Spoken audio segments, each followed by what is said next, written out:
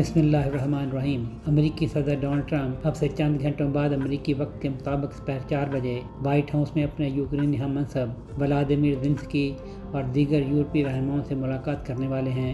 اس ملاقات میں یورپی کمیشن کی صدر ارسولا وان ڈر لائن، فرانسیسی صدر ایمینوئل میکرون، برطانیہ کے وزیر اعظم Keir Starmer, German chancellor Friedrich Merz, برطانوی وزیر اعظم جارجیا میلونی، فن لینڈ کے صدر الیگزینڈر اسٹب اور نیٹو کے secretary general Mark Rutte Zelensky کے ہمراہ ہوں گے۔ سربراہی اجلاس سے پہلے ٹرمپ نے یوکرین پر زور دیا ہے کہ وہ کرائمیا کو دوبارہ حاصل کرنے کی اپنی امیدوں کو ترک کر دے، جس پر روس نے 2014 میں قبضہ کر لیا تھا، اور ساتھ ہی نیٹو میں شمولیت کے خواب بھی دیکھنا چھوڑ دے۔ یہ ملاقات ٹرمپ کے جمعے کو الاسکا میں روسی صدر ولادیمیر پوٹن سے ہونے والی 3 گھنٹے سے زائد ملاقات میں دونوں رہنماؤں کے درمیان طے پانے والے امور کے نتیجے میں ہونے جا رہی ہے، جس کے حوالے سے صدر ٹرمپ کہہ چکے ہیں کہ اس میں زیلنسکی کو اہم فیصلے لینے ہوں گے اور اس میں یورپی قیادت کو بھی اپنا مثبت کردار ادا کرنا چاہیے۔ اتوار کے روز ٹرمپ یوکرین کے خلاف روس کی جنگ کو ختم کرنے کے لیے کسی بھی ممکنہ معاہدے میں رعایتوں پر رضامند ہونے کی ذمہ داری زیلنسکی پر ڈالتے نظر آئے۔ انہوں نے سوشل میڈیا پر لکھا کہ یوکرین کے صدر اگر چاہیں تو روس کے ساتھ جنگ تقریباً فوری ختم ہو سکتی ہے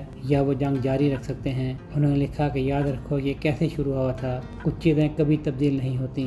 زیلنسکی نے اپنی پوسٹ میں اس کا جواب دیا کہ ہم سب اس جنگ کو جلد اور قابل اعتماد طریقے سے ختم کرنے کی شدید خواہش رکھتے ہیں۔ اس نے کہا کہ امن پائیدار ہونا چاہیے، ایسا نہیں جیسا کہ 8 سال قبل روس نے کرائمیا اور مشرقی یوکرین کے ڈونباس کے حصے پر قبضہ کر لیا تھا۔ زیلنسکی نے استدلال کیا کہ پوٹن نے اسے ایک نئے حملے کے لیے سپرنگ بورڈ کے طور پر استعمال کیا تھا۔ زیلنسکی وائٹ ہاؤس میں ٹرمپ کے ساتھ ملاقات کے لیے یورپی رہنماؤں کے ہمراہ آ رہے ہیں۔ بات چیت کے لیے میز پر نیٹو جیسی ممکنہ حفاظتی ضمانتیں ہیں جو یوکرین کو روس کے ساتھ پائیدار امن کے لیے درکار ہوں گی۔ روس کے صدر ولادیمیر پوٹن نے یوکرین کی نیٹو میں شمولیت کی مخالفت کی ہے، پھر بھی ٹرمپ کی ٹیم نے کہا ہے کہ روسی رہنما ان اتحادوں کے لیے کھلے ہیں جو یوکرین پر حملہ کرنے کی صورت میں اس کا دفاع کرنے پر راضی ہیں۔ آج کی ملاقات کے بارے میں فرانسیسی صدر میکرون نے کہا ہے کہ یورپی رہنما اور زیلنسکی روسی جارحیت کے سامنے ایک مسدہ محاذ پیش کرنے کا ارادہ رکھتے ہیں۔